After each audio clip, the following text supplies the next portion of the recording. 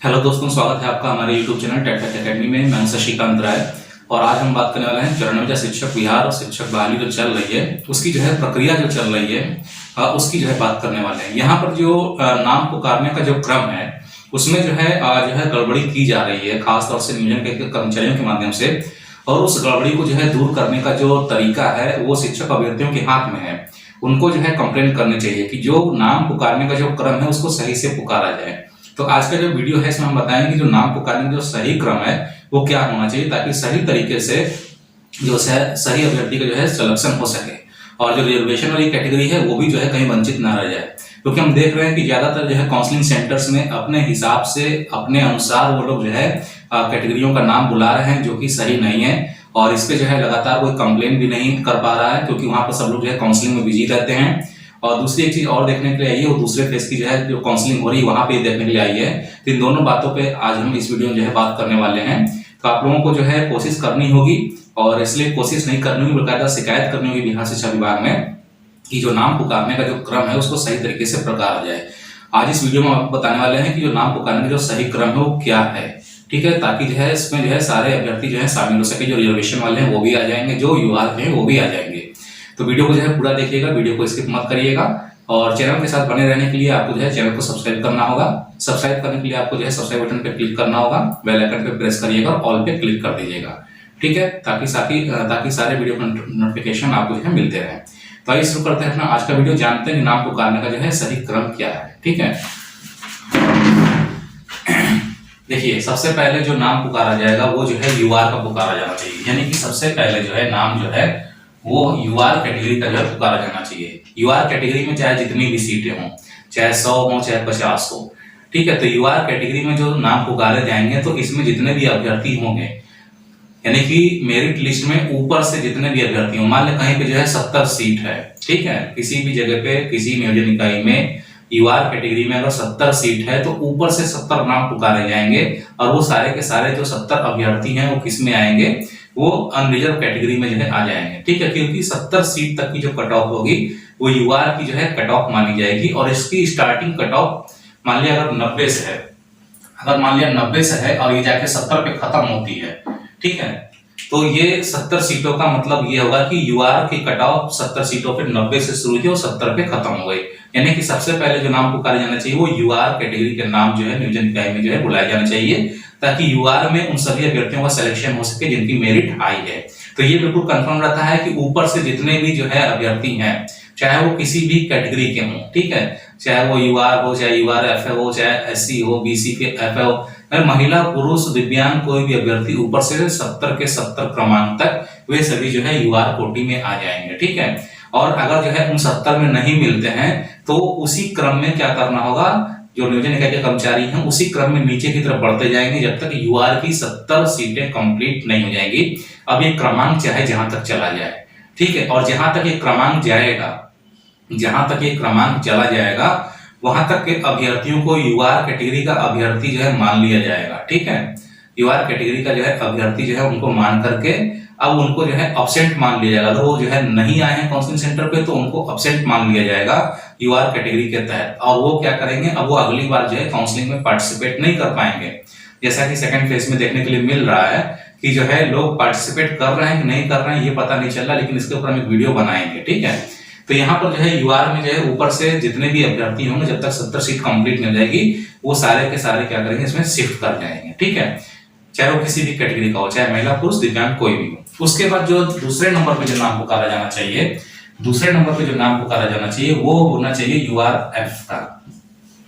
यूआर female का जो है नाम पुकारा जाना चाहिए, यानी कि जितनी भी यूआर फीमेल में आने वाली महिलाएं हैं, अब ये यूआर फीमेल का जो नाम पुकारा जाएगा इसमें दिक्कत होगी, क्योंकि यूआर फीमेल में सिर्फ जो है महिला कैटेगरी के जो अभ्यर्थी हैं वो शिफ्ट कर सकती हैं, ठीक है।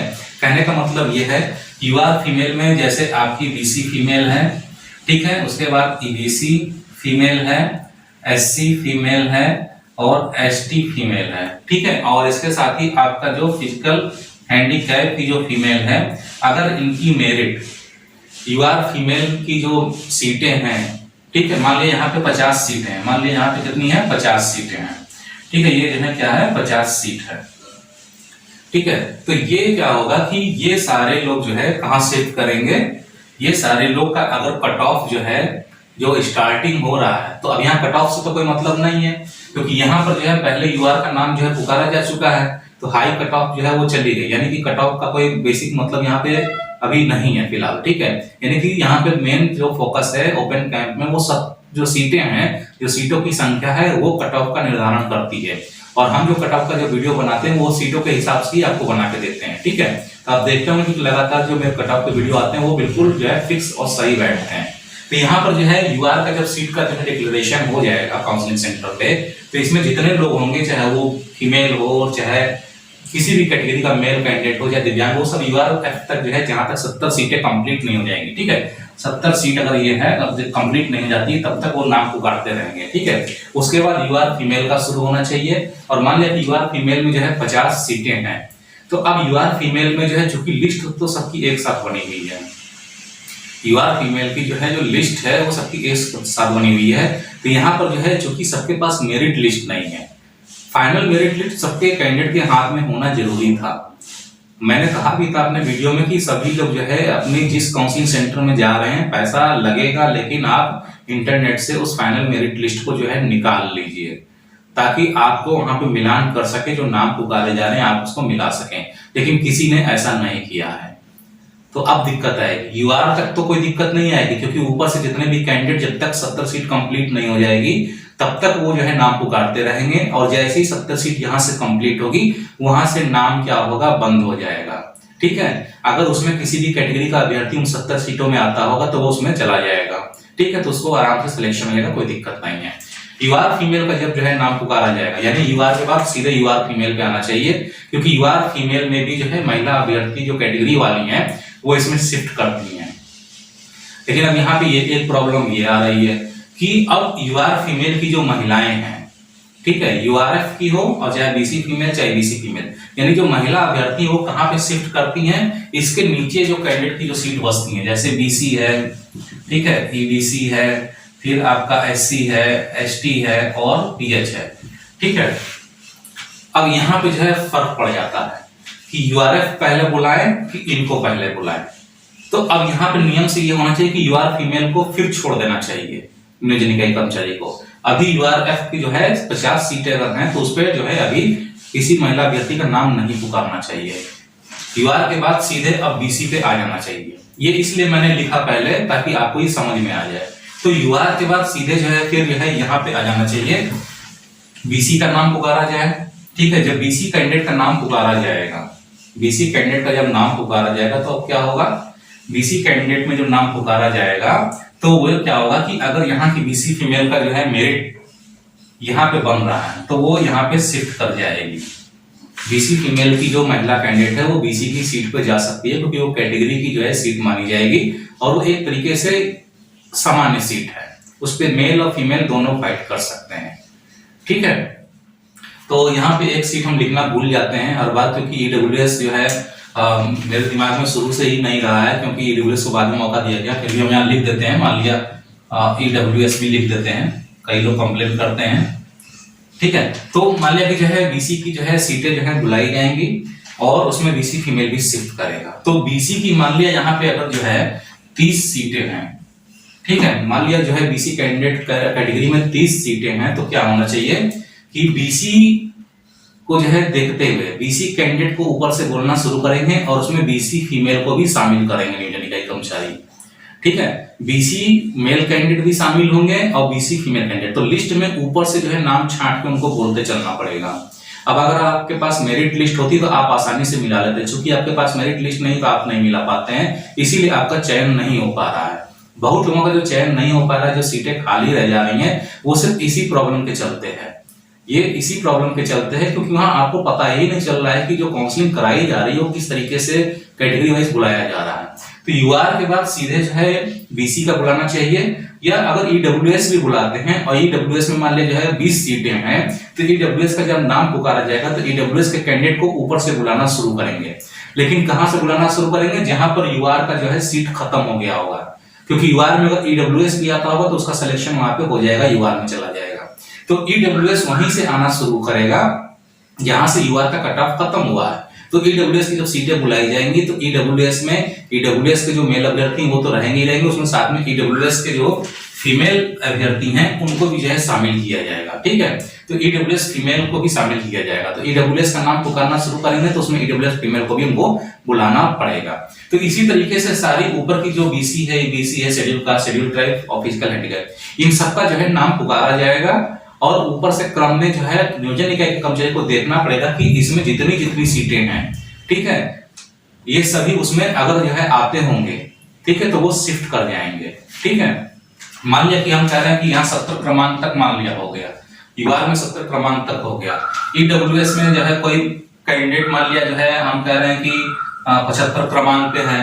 ठीक है, कोई महिला जो है 76 क्रमांक पे, मान लिया ईडब्ल्यूएस मेल है, ईडब्ल्यूएस फिर फीमेल का जो है 76 क्रमांक पे है, फिर सीधे कोई 80 पे है ईडब्ल्यूएस। ठीक है, फिर कोई सीधे जो है मान लिया 85 पे ईडब्ल्यूएस फीमेल है। तो इन सबों को जो है शामिल करते रहना पड़ेगा जब तक ईडब्ल्यूएस की सीट खत्म नहीं हो जाती। ठीक है, उसके बाद जो है जब खत्म हो जाएगी तब ये यहाँ पे ईडब्ल्यूएस का काउंसलिंग क्लोज हो जाएगा। उसके बाद बीसी का भी इसी तरीके से करेंगे। बीसी में भी उन सभी क्रमांक को उनको देख के बुलाना पड़ेगा और उसमें बीसी फीमेल भी शामिल रहेगी। ठीक है, यानी कि ऊपर से अगर बीसी में जो है 15 सीट हैं तो 15 सीट में बीसी और बीसी फीमेल दोनों के नाम लिस्ट में से छांट के उनको बुलाने पड़ेंगे।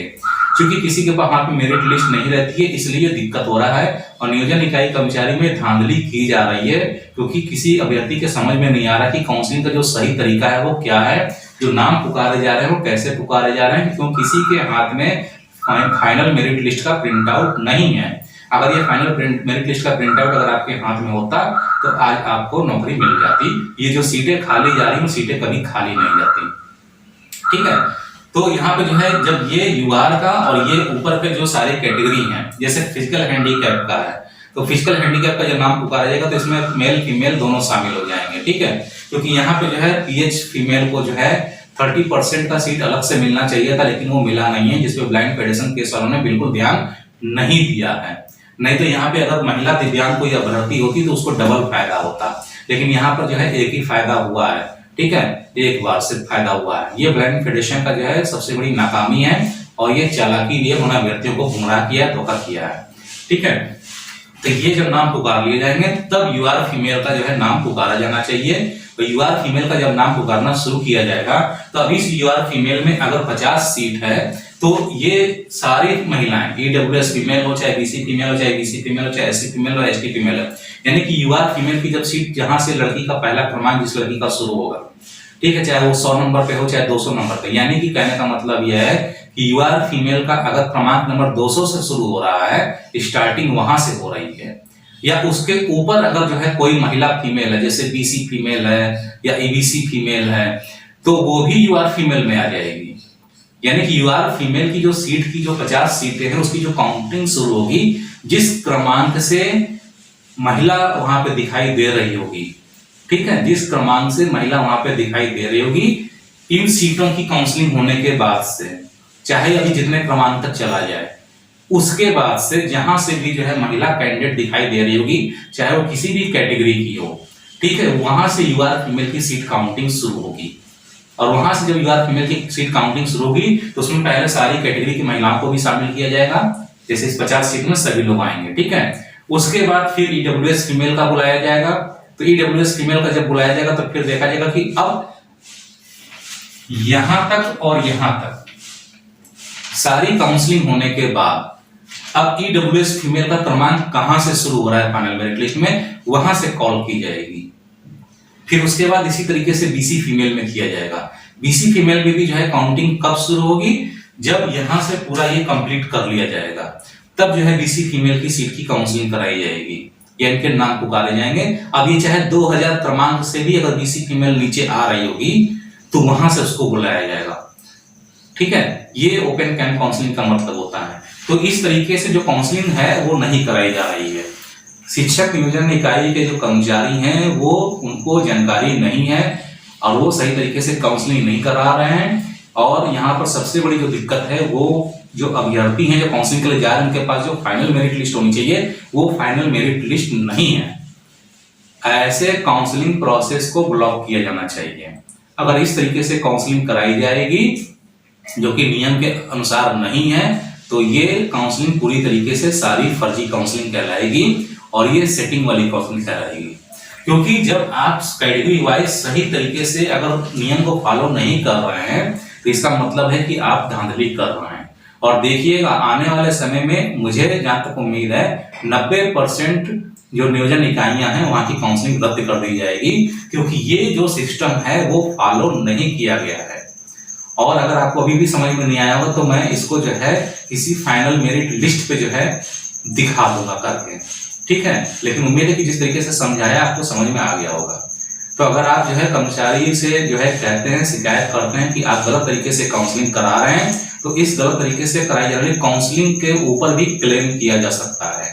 वहां पे आरक्षण नीति का या सीटों की जो बंटवारा नीति है उसका पालन न करने के चलते लेकर के कंप्लेंट की जाती है और आप उसमें ग्रुप बनाइए, तुरंत वहां पे जो है ग्रुप बनाइए। आप ग्रुप बना करके सारी सीटों का ब्यौरा देते हुए, ठीक है, और अपने जितने लोग उस पर साइन करने वाले हैं सब लोग उस पर मेधांक अपना लिखते हुए और तुरंत वहां पे जो है कंप्लेन करिए और काउंसलिंग रद्द करवाइए। क्योंकि अगर ये सिस्टम फॉलो नहीं हो रहा है तो इसका मतलब है कि वहां धांधली की जा रही है, अपने अभ्यर्थियों को घुसाया जा रहा है।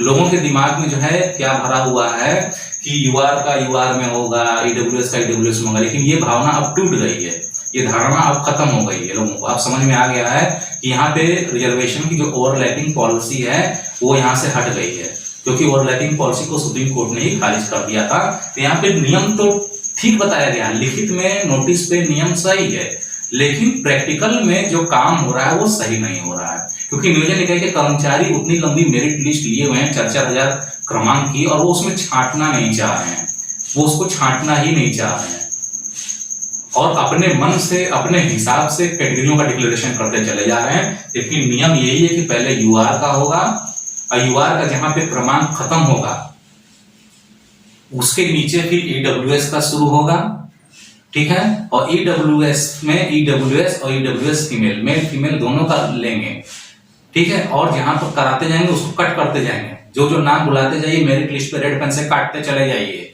कि ये अभ्यर्थी नहीं है, जहां पे आया उसको टिक करिए। फिर उसके बाद जो है बीसी का बुलाइए, बीसी का भी जो काउंटिंग जब शुरू होगा तो जहां से यूआर का कट ऑफ क्रमांक खत्म हुआ है वहीं से शुरू होगा। फिर वहां से बुलाते जाइए, नहीं आया तो काटते जाइए और जहां पे आया उसको टिक करिए। जब ये सारा इस तरीके से करके दिव्यांग तक आप खत्म कर लीजिएगा तब आप यूआर फीमेल पे आइएगा। और ऊपर अगर जो है जहां से नाम नहीं कटा है, यहाँ पे आपको दिख रहा है कि यहाँ पे नाम नहीं कटा है, वहां पे टिक भी नहीं कर पाए हैं, यानी कि वहां पे अभ्यर्थी जो है कोई दूसरी कैटेगरी का है, जैसे यूआर फीमेल का ही बचेगा। अगर आपने काट दिया है और सिलेक्ट भी कर लिया है उसके बाद भी अगर कोई बच जाता है तो फिर वो यूआर फीमेल की महिला कैंडिडेट होगी, दूसरी कोई नहीं होगी। या तो ये बीसी फीमेल होगी या बीसी फीमेल होगी, इन्हीं में से कोई होगी और कोई नहीं होगी। तो ये ऊपर के जो नाम आप बुलाते जाइए तो उसको कट करते जाइए। इसमें जितने लोगों का सिलेक्शन हो जाएगा तो समझिए कि आपकी सारी सीटें फुल हो गई। उसके बाद आप यूआर फीमेल पे आइए और ऊपर वही अगर कहीं कटिंग नहीं हुआ है या सही कट्टी का सिलेक्शन नहीं दिखा रहा है तो मेरा कंफर्म दावा है कि वहां पे जो सीट होगी वो किसी भी फीमेल कैंडिडेट की ही होगी और वहां से आप यूआरएफ शुरू करेंगे। जब यूआर फीमेल जब शुरू करेंगे तो अब उसमें BC female, EBC female, SC female, ST female सबको जो है काउंट करती है, सबके नाम बुलाते जाइए सीरियल से, ठीक है।